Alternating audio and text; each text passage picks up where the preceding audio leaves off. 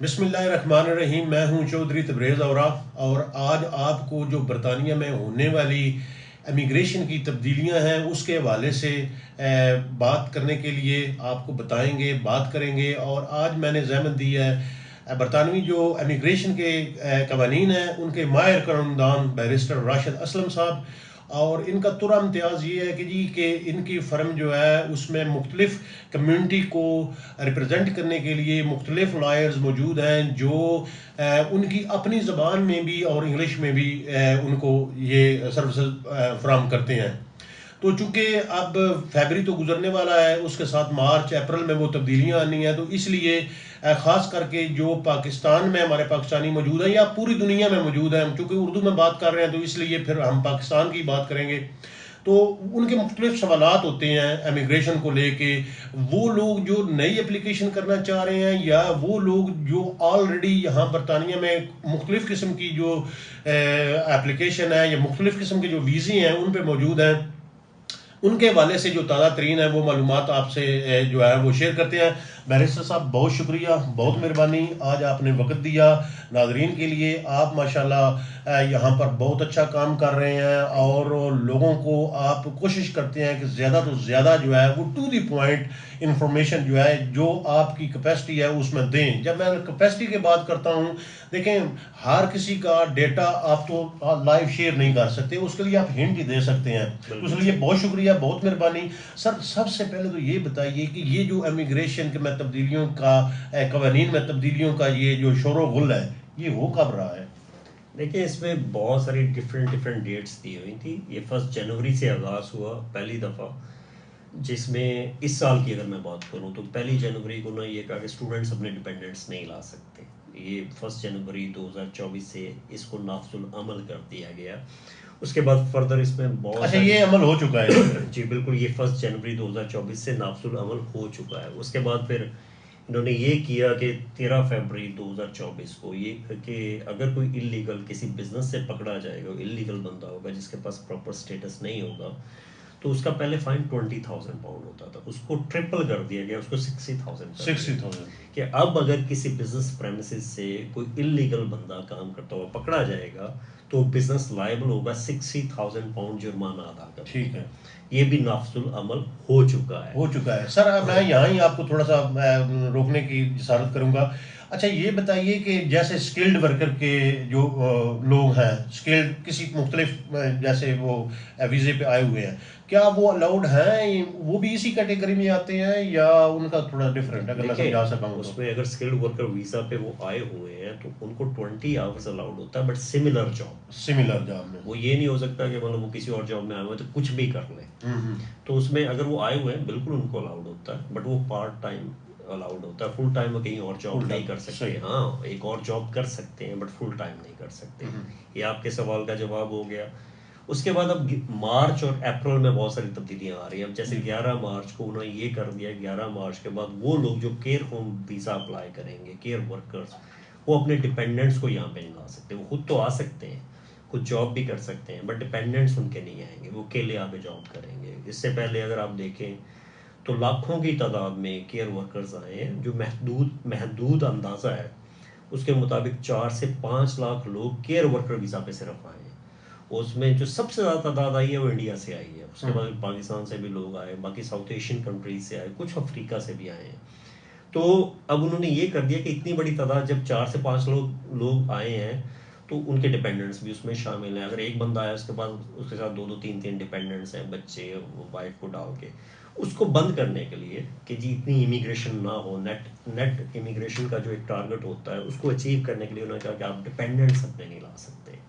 ये एक 11 मार्च से रूल नाफजुल अमल हो रहा है। उससे पहले अगर कोई लोग एप्लीकेशन करते हैं तो उन पे ये रूल अप्लाई नहीं होगा।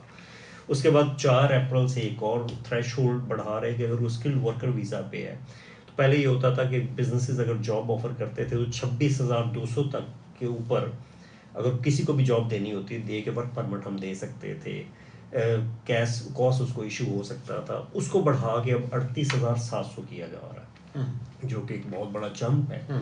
26,000 से 38,000। अब मेरा ख्याल है कि छोटे बिजनेस बहुत कम बर्दाश्त कर पाएंगे, अफोर्ड कर पाएंगे वर्कर को जो है स्पॉन्सर करना, बट उसमें ये एक अच्छी बात है कि जो वर्कर पहले से काम कर रहे हैं वो उसी थ्रेशोल्ड पे रहेंगे, वो ट्रांजिशनल अरेंजमेंट के मुताबिक वो चलता वो अफेक्ट नहीं होंगे, वो अफेक्ट नहीं होंगे, क्योंकि ये मेन वरी थी लोगों की कि उनके साथ क्या होगा। उसके बाद फिर एक और जो मेजर चेंज आ रही है, आपने देखा होगा पाकिस्तान से स्पाउस वीज़ा बहुत एप्लीकेशन बहुत ज़्यादा होती है, क्योंकि हमारे पाकिस्तानी यहाँ पे बहुत ज़्यादा बसते हैं।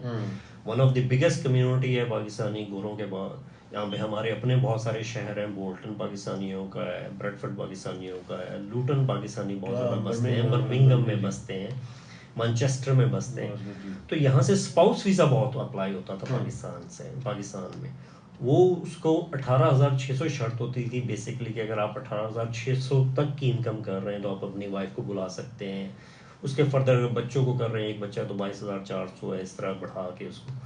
अब उन्होंने ये कर दिया कि वो इनकम थ्रेशोल्ड को 18,600 से बढ़ा के 29,000 कर दिया। 29,000 एक ऐसा थ्रेशोल्ड है जो नॉर्थ में लोग बसते हैं उनकी इतनी इनकम नहीं होती। अगर वो सेल्फ एम्प्लॉयड भी हैं तो वो ऑब्वियसली वहाँ पे घरों की मॉर्गेजेस भी कम है, बाकी चीज़ें भी कम है, तो इतना इनकम थ्रेशोल्ड उनके लिए पूरा करना मैं समझता हूँ बड़ा मसला होगा। तो ये एक इशू हो सकता है, क्योंकि उसमें अगर आप पहले देखें तो पहले इंग्लिश लैंग्वेज को भी नाफजुल अमल किया गया, बिकॉज स्पाउस वीज़ा पे कुछ साल पहले तक ना इंग्लिश लैंग्वेज होती थी, ना आपको अर्निंग का कोई थ्रेशोल्ड पूरा करना पड़ता था। पहले 18,600 अर्निंग का थ्रेशोल्ड किया गया, साथ में इंग्लिश लैंग्वेज का टेस्ट के पास करे स्पाउस वीज़ा पे। मैं अभी भी ये कहता हूँ कि ये जो बेसिक ह्यूमन राइट्स है उसके ख़िलाफ़ है कि अगर फ़र्ज़ करें किसी बंदे ने किसी औरत के साथ शादी करनी है, वो इंग्लिश लैंग्वेज उसको बोलती आते होना चाहिए। इसका मतलब है कि आप उसका बेसिक ह्यूमन राइट जो है उसको रिस्ट्रिक्ट कर रहे हैं, उसकी इन्फ्रिंजमेंट हो रही है। इसी बेस पे लिटिगेशन भी हुई थी जब 18,600 की शर्त रखी गई या इंग्लिश लैंग्वेज की रखी गई, लेकिन उसमें सुप्रीम कोर्ट ने उसको अंडरटेक नहीं किया, उन्होंने उसके खिलाफ फैसला दिया। तो अब ये 29,000 हो जाएगा, तो लेट्स सी, नाफजुल अमल तो हो रहा है 11 अप्रैल से इस पे ऊपर लिटिगेशन होती है कोई या नहीं होती, ये आगे फ्यूचर में देखते हैं। बट मैं आपके तवज्जो से ये ज़रूर कहना चाहूँगा कि हमारे बहुत सारे पाकिस्तानी कम्युनिटी के MPs हैं, मेंबर ऑफ पार्लियामेंट हैं, जो हाउस ऑफ कॉमन्स में बैठे हुए हैं। मैं समझता हूँ कि उनको इन इश्यूज़ पे आवाज़ उठानी चाहिए, क्योंकि हमारी कम्युनिटी सबसे ज़्यादा अफेक्ट होती है इस किस्म की चेंजेस की वजह से। तो अगर स्पाउस वीज़ा पे इतनी बड़ी चेंजेस हैं तो उनकी आवाज़ की वजह से अगर थोड़ा बहुत चेंज हो सकता है, मैं ये समझता हूँ कम्युनिटी के लिए उनकी तरफ से बहुत बड़ी हेल्प होगी। और आप अगर जहाँ पे भी बसते हैं यूके में, किसी भी हिस्से में बसते हैं, आप अपने MPs को कहें कि इस पर कुछ थोड़ा बहुत आवाज़ करें, आवाज़ उठाएं। ये ऑब्वियसली पॉलिसी इम्प्लीमेंट हो रही है, बट आगे फर्दर चेंजेस भी इसमें हो सकती हैं, जैसे चेंजेस होती रही हैं। बाकी ये जो साल था ये इमिग्रेंट्स के हवाले से बहुत अच्छा साल नहीं था, बहुत सख्तियाँ हुई इमिग्रेंट्स में कि जो रूल्स थे उसमें। इलेक्शन की भी एक वजह हो सकती है कि नॉर्मली इलेक्शन से पहले बहुत सारी चेंजेस की जाती हैं जो रूल्स हैं उसमें। तो बाकी लेट्स सी कि आगे फ्यूचर में क्या होता है, बट अभी तो खबरें ऐसी ही हैं कि सख्तियाँ आगे जब नई गवर्नमेंट आएगी मई के बाद तो इसको अपने रेगुलेशंस को, रूल्स को, इमिग्रेशन रूल को रिकंसिडर करके अपनी पॉलिसियाँ दे सकती है। बैरिस्टर साहब ये फरमा दीजिए कि जैसे आपने थ्रेशोल्ड की बात की है, तो क्या आप समझते हैं कि जो यहाँ की मिनिमम वेज है उसको लेकर वो थ्रेशोल्ड पूरा हो सकता है? देखिए, वो तो नहीं होता। अगर आप कहें अब यहाँ पे जो शादी में वेडलॉक में जाने की एज है, मोस्टली लोग यहाँ पे शादी करते हैं 18 साल के बाद, 20 साल की या 23 साल की उम्र में। तो उसमें अगर फ़र्ज़ करें कोई 21 साल का कोई शख्स है, या कोई मर्द है या औरत है, तो उसकी तो मिनिमम वेज की जो रिक्वायरमेंट है, नेशनल मिनिमम वेज की, वो 21,000 से 22,000 पाउंड है। तो आप 29,000 कैसे पूरा करेंगे अगर आपने शादी करनी है पाकिस्तान में या दुनिया के किसी भी खित्ते में? तो या तो इसमें फिर नेशनल मिनिमम वेज रेट को चेंज किया जाए, जो नहीं हो सकता। तो उसमें नज़ला हमेशा इमिग्रेंट्स पे गिरता है, जैसे अभी रिसेंटली गिरा कि IHS को बढ़ा दिया गया, जो इमिग्रेशन हेल्थ सरचार्ज था, जिसमें 66% इजाफा किया गया। जब ये शुरू में आपको याद होगा लगाया गया तो उसको कहा गया था कि NHS पे बहुत ज़्यादा बोझ है, तो उसमें भी बहुत सारे लोग परेशान हुए, उन्होंने कहा नहीं जी, इमिग्रेशन जो इमिग्रेंट्स हैं उन पे इसको डाल दिया जाए। अब रिसेंटली उन्होंने कहा कि जी ये जो पैसे आएंगे ये मुख्तलिफ और शोबों में भी यूज़ होंगे। तो ये एक बेजा इजाफा है। फ़र्ज़ करें आपने एक एप्लीकेशन करनी है, 2.5 साल के वीज़े की एप्लीकेशन करनी है, तो उस पर अराउंड 2500 तो इमिग्रेशन हेल्थ सरचार्ज है। उसके अलावा होम ऑफिस की फ़ीस अलहदा है। अगर आपके 4 से 5 फैमिली मेम्बर्स हैं तो आप तो 10,000 से ऊपर वैसे ही आपकी इमिग्रेशन फ़ीस बन जाती है।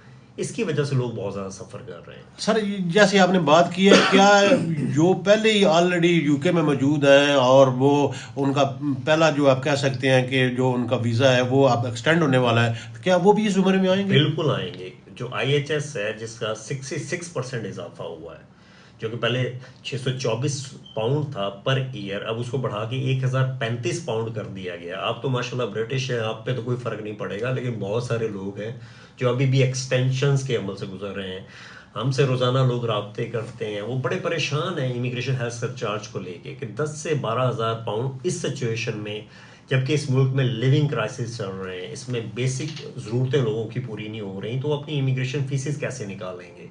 बाकी उसके बाद जब आप अप्लाई करते हैं तो आपको अपनी बैंक स्टेटमेंट्स देना पड़ती हैं, आपको अपने सारे खर्चे बताना पड़ते हैं। उसमें कोई भी ट्रांजैक्शंस अगर बड़ी हुई हो तो होम ऑफिस उस पर आपकी फ़ी एग्जेम्पशन की एप्लीकेशन को भी रद्द कर सकता है। तो मैं ये समझता हूँ कि हर तरफ से अगर आजकल के हालात में देखें तो इमिग्रेंट्स को स्क्रू किया जा रहा है।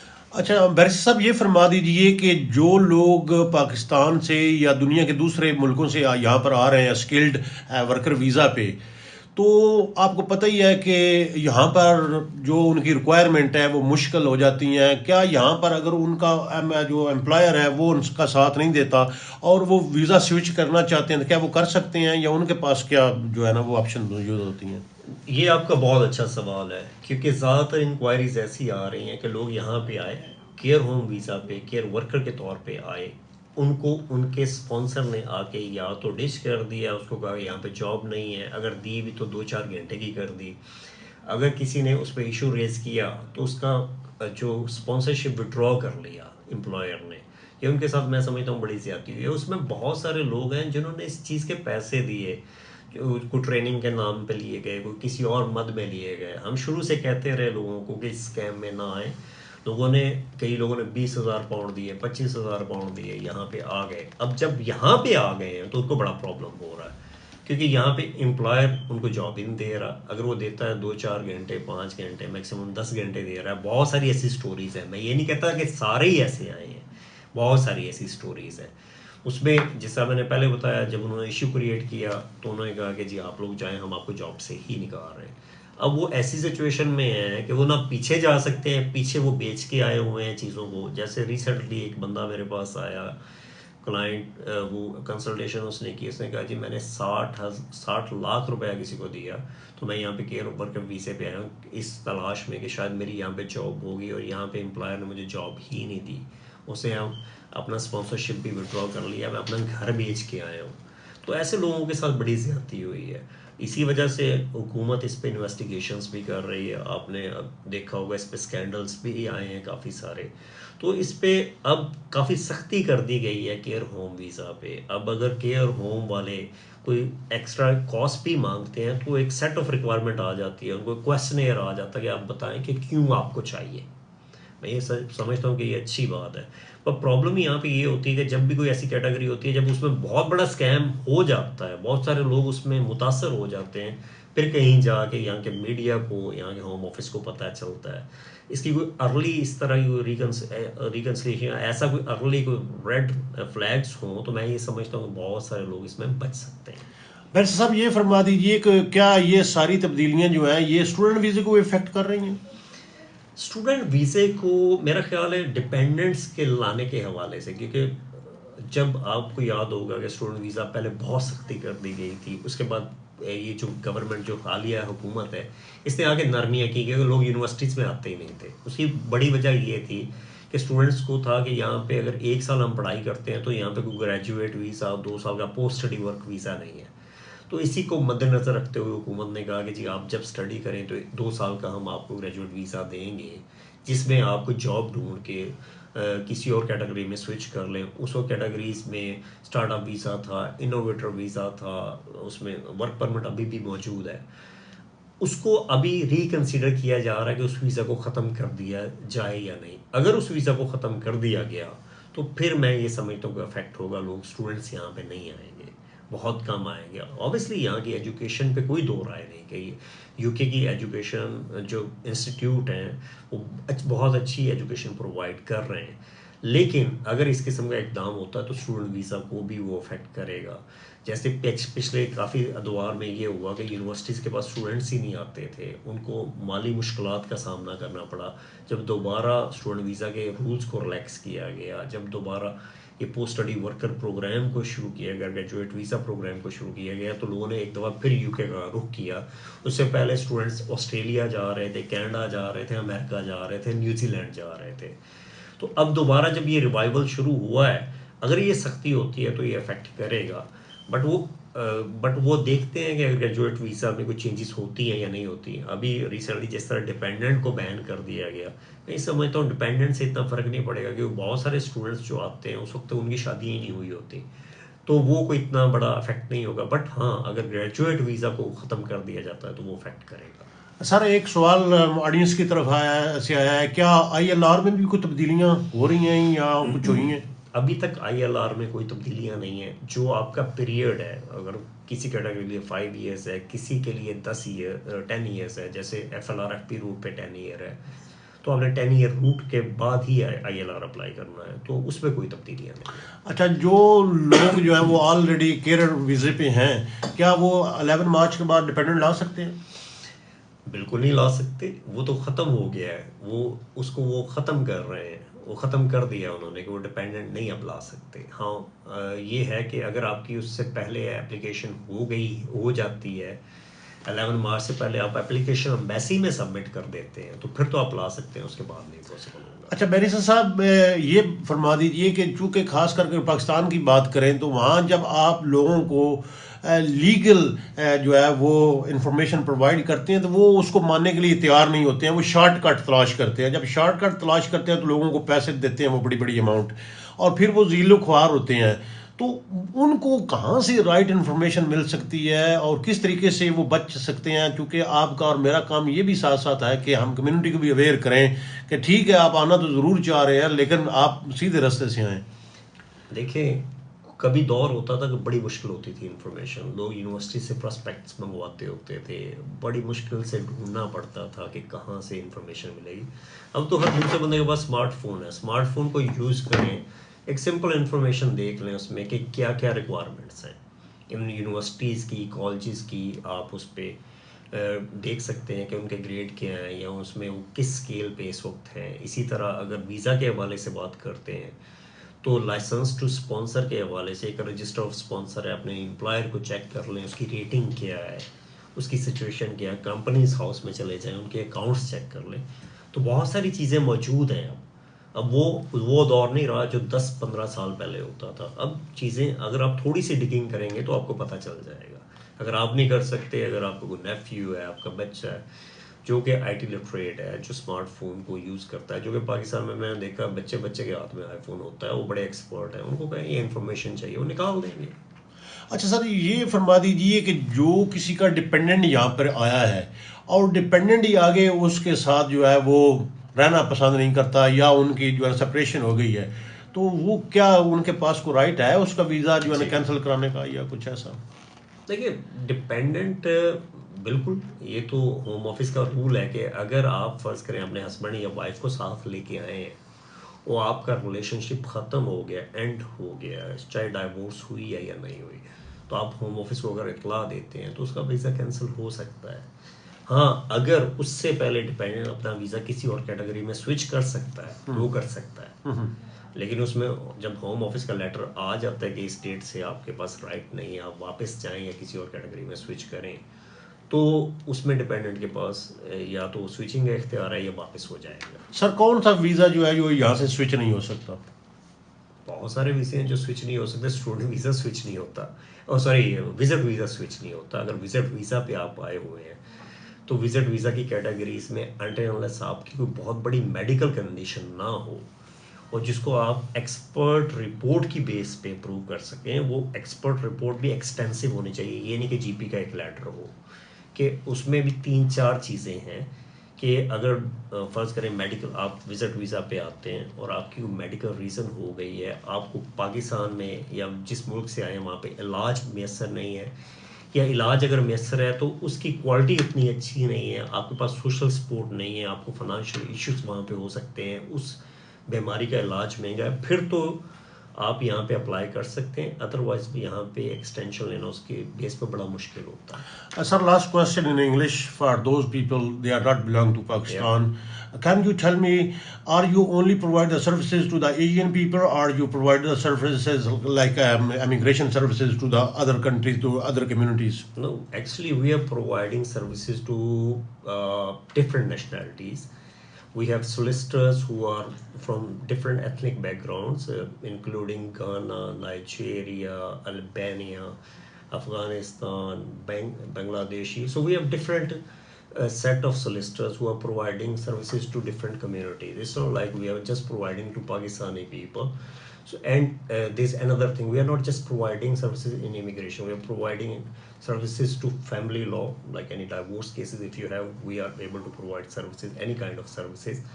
Plus, if you have any issues with your business contracts or business mergers or anything, we can provide services in that as well. We are providing services in properties, residential or conveyancing properties, and we are providing services to our clients in their housing matters, repossession matters, landlord and tenant evictions as well. It's a in total we are providing services in 14 areas of law. 14 areas. That's 14 that's a areas lot. of law, and we have a team of more than 35 people in the office, and some of our staff is sitting in Central London office as well. So we have 2 offices wherever you want to get your services, and we can provide those services, and we can provide services through web as well. Like if somebody can't attend our office, we have online services, set of online services as well. Oh, that's a great, news for those people. They not understand can't English. travel, yeah. It means they no need to hire the interpreter for those services that you are providing. You're very right. You are telling me those solicitors and barristers they can speak different languages. Yes. And not only English. It means someone is from the Guyana and they can, advise them in the Guyana language. Exactly. And if someone is from Romania, they can speak Romanian as well. That's is quite good, and I think this service is not provided in other solicitors offices. Yeah. What do you say that? Yes, I think till now we are providing services between for nationalities up to 8 languages. We are providing service which include Russian, Ghanaian, Nigerian, as I told you, Turkish. We have Turkish solicitors as well. So around 8 to 10 languages in which we can communicate with our clients easily. If you have any clients who can't speak English or who can't speak any other language, these services we are providing in different languages. Okay, and tell me about the counsels, like because you are the solicitor firm, and you, when you needed to hire a barrister to represent the client in the court, are you have your own barristers? Because I know you are yourself is barristers, and you using different barristers for your own firm, or you are using from the chamber?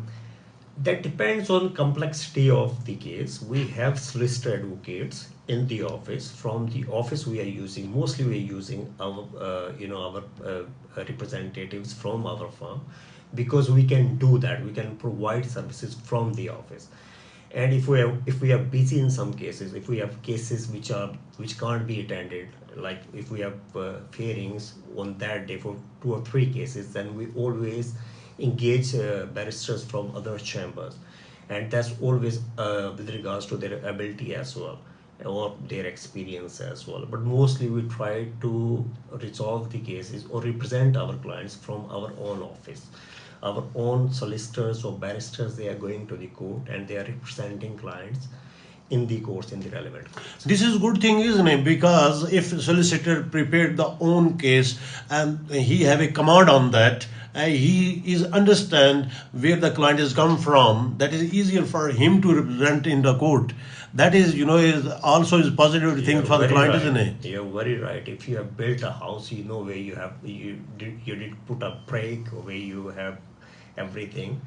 So similarly, if a solicitor is doing a person's case from the start, he knows that what are the weaknesses of the cases, what are the strong points of the case, and it's easy for the solicitor or solicitor advocate or in-house barristers to represent that case in the court. Your last comment. When you choose a solicitor, just check properly, because obviously you're relying a solicitor for your future. Let's suppose if you are hiring a solicitor for immigration, make sure he has relevant experience in that area of law. Even in immigration, there are so many categories. There are some solicitors who are not very experienced in asylum. Some solicitors who are not experienced in skilled worker visa, business immigration, personal immigration. There are so many categories. So when you select a solicitor, always check their profile, always check their experience, always check their reviews, and then select that solicitor. Thank you so much, Barrister Rashid Aslam, giving us a time, and also people are much happy on you because you provided different services in different area of laws and in different communities, and hopefully people when they need it, they will come to you. Thank you so much. See you soon. Thank you.